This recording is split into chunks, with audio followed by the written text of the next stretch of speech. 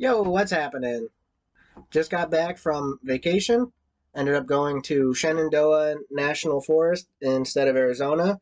It was closer, about 6 or 7 hour drive as opposed to the 25 hours to Arizona. Had to come back a little earlier. Still a really good trip. I got a lot of photo, a lot of video. It's going to take me a bit to get it all edited.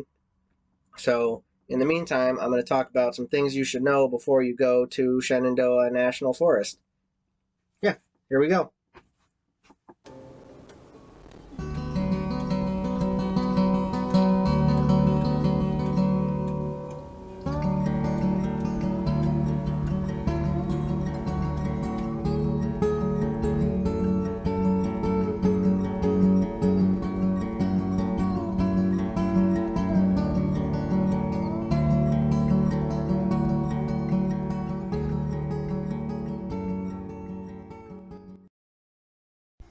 Now, the weather is not something you can really control, but it's good to check what your weather is going to be like there before you go. Um, because we had set out and the whole drive was rain, and then 2 or 3 days while we were there, it was all rain, which isn't horrible. It was chilly, but the main thing was the fog. As you can see in that one clip I just showed, you've got all these overlooks and all these nice mountain ranges you can see, and especially climbing to peaks. We did a couple peak, 2 or 3 things where we went up to peaks, and you could like look out over the peak and see all the ranges. And with that fog, you couldn't really see anything out there. It looked like it was just a big white space out past where you were standing. So before you go, definitely make sure the weather is going to be nice, clear weather, no fog. And still, I got some cool shots. It looked cool with the fog. It's probably not something you see very often there.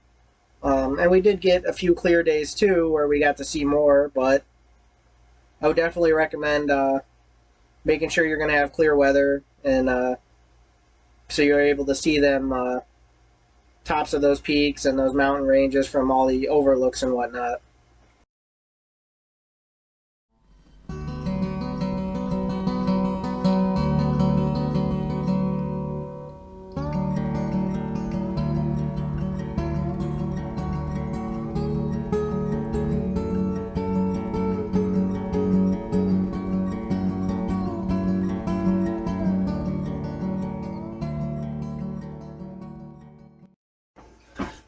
Now, being that the weekend when we went, it was rainy, foggy, chilly.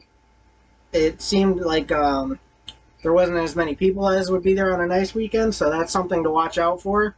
If you're going on a good weekend, it may fill up, and it would probably be a good idea to reserve a site, so that way you know you're going to have somewhere to stay in the park, rather than getting there and finding out there's no room for you. So just something to keep in mind, depending on when you're going, how busy you think it might be.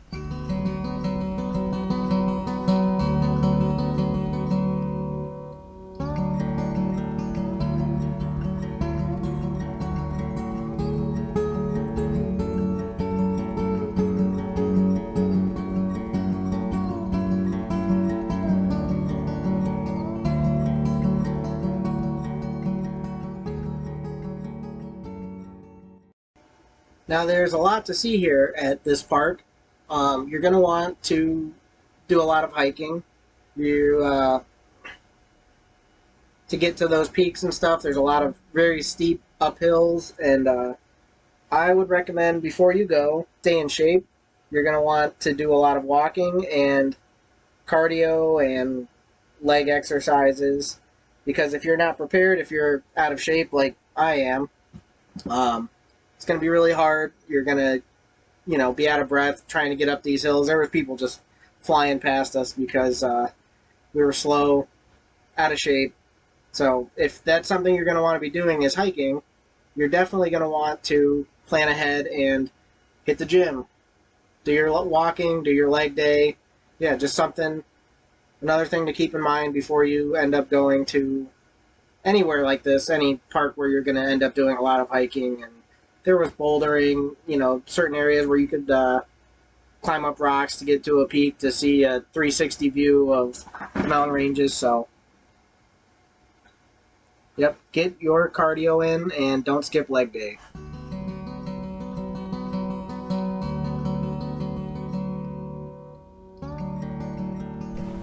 Here we go, heading down another trail.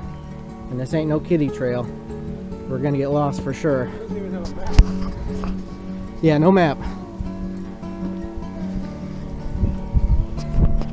Seems like once again we went backwards down a trail, but we still ended up in a cool place. We're even sure if we're on the right trail there for a little bit. Yeah. This is where we meant to get to.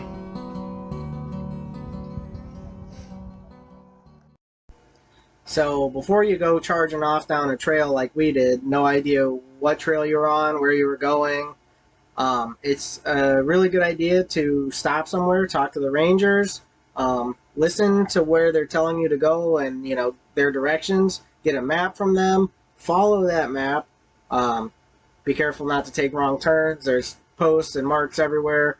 We were just kind of, you know, a lot of times going the wrong way or just walking down a trail, not really knowing where we were going, and got sort of turned around a few times, but we ended up making it where we were going. But I would say it's always a good idea to know the area, know where you're going, talk to the rangers, keep a map on you, and actually follow the map.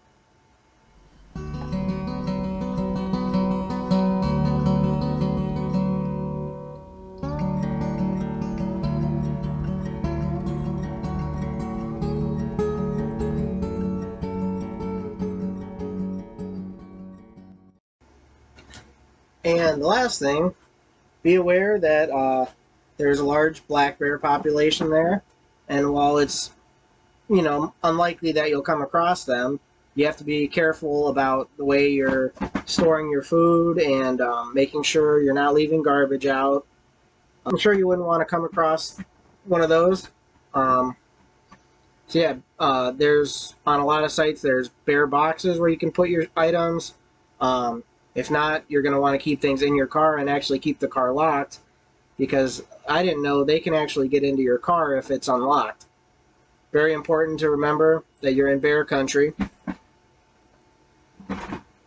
Throw your garbage out in the dumpsters that they have that have the locks on them and such. Yeah, and just, you know, be careful, be mindful of what you're doing with your garbage and how you're storing your food and all those type of things. They give you the information there on how you should be doing things, but you should really be careful with what you're doing. Anyways, that's the last thing in my little video here about things you should know before you go. Thanks for watching. As always, be sure to like the videos if you like them, and subscribe if you want to be up to date on future content. The full travel video will be coming in a few weeks, hopefully. There's a lot of work to get that all edited and whatnot, and try and keep up with regular content like I do, and, you know, try and keep that one video a week schedule. Yeah, anyways, thanks again, and I'll see you in the next one.